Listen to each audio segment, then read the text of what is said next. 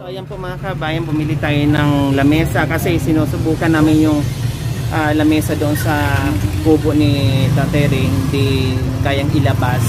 So ngayon siyempre kailangan din nila to. Bumili na ako para may magagamit, no? Ang hirap po lang lamesa at upuan.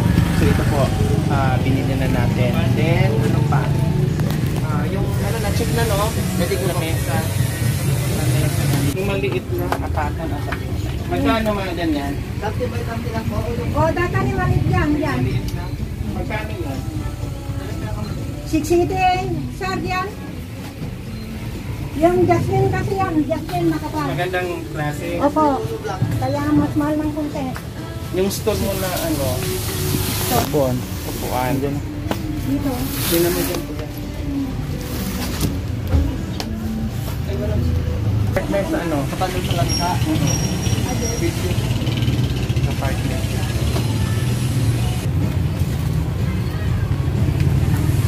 Dito na. So ayan po mga kabayan, ito yung pahabol natin ngayon, binili natin, no? Ayan, may ihawan tayo kasi sabi ko bago kami uwi dito kami mag-dinner, lutuan ko yung dalawa nating matatanda, no? Lutuan ko ng pang-dinner. Pakainin muna natin bago uuwi. Tapos ayan, sabi ko kanina, bumili ako ng upuan, no, para hindi mahirap, at yung parilyahan, ayan po mga kabayan, and ito yung table natin. So ayan.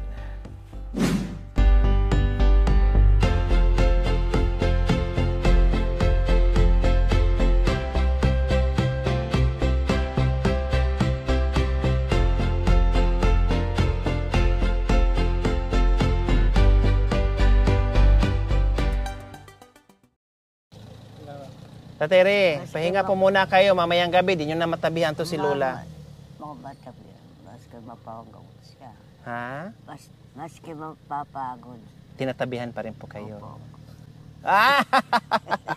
Madam Elena, kumusta na? Kompleto na tayo sa materyales, Madam Elena. Ano ngayon ang pakiramdam nyo po, Madam? Salamat, Madam. Hindi na ako, Madam. Kayo na ang Madam ngayon kasi maganda na yung tirahan nyo. Ha? O, kumusta, Madam? Masaya po ba kayo sa... Masaya, Madam. O, bakit po masaya kayo? Maganda sa Diyos. Ikaw ang galing sa'yo. Kaya nga, ano yung katawan ko sa'yo. Lumakas po kayo. Opo. Ngayon, lumakas kayo. Anong ginawa nyo po? Yun lang, nakakaralag ako sa Diyos. Mas bago matulog ako, gumising ako, yun ang ginagawa ko, Madam. Ito lang ginagawa. Kumbaga dati puro kayo dasal, no? Nangihingi kayo ni Lord kung paano, ganyan-ganyan. Ngayon, dasal na, syempre, nagpapasalamat na sa mga biyaya na natanggap nyo. Ganun po, Lola. Opo. Oh. Ganun ang ginagawa ko. Hindi nyo na-miss yung dati yung tirahan? Ay, hindi. Hindi nyo na-miss? Ayaw nyo nang bisitahin yung dati yung tirahan? Hindi na, Madam. Bakit po? Bakit pupunta pa ako doon? Andito ang bahay yung galing sa'yo. Doon na po?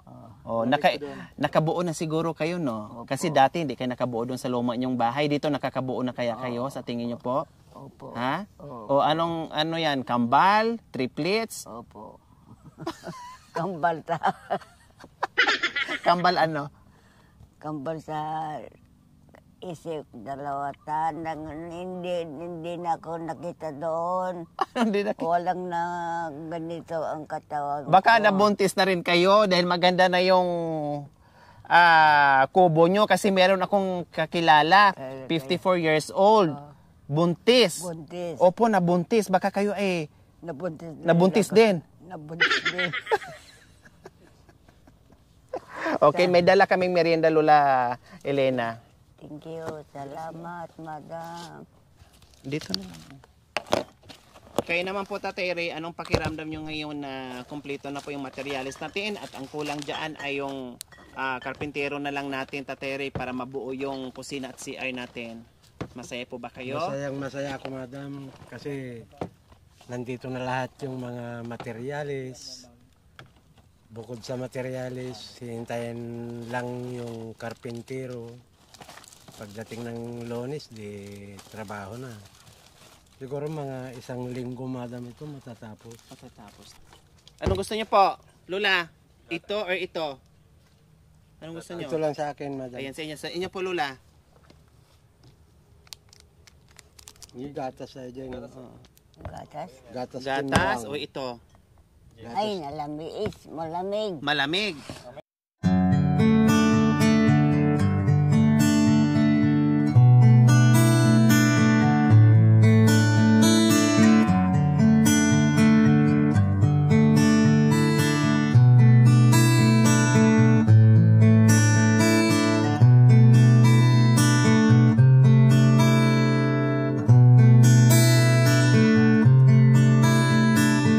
Mga kabayan, kasi si Lola hindi pwede sa malamig na merienda natin. Itimpla na lang natin ng gatas niya. Gatas niya is nasaan na ba yung gatas ni Lola nakalagay?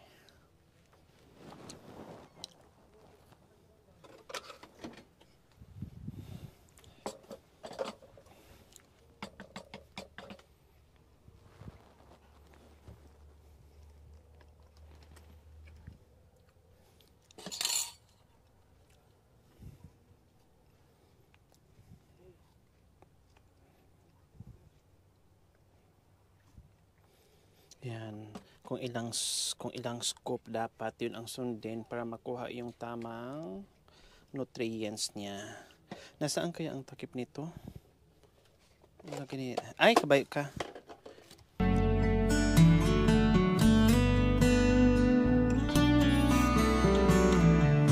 Madam Elena, ito po yung gatas nyo.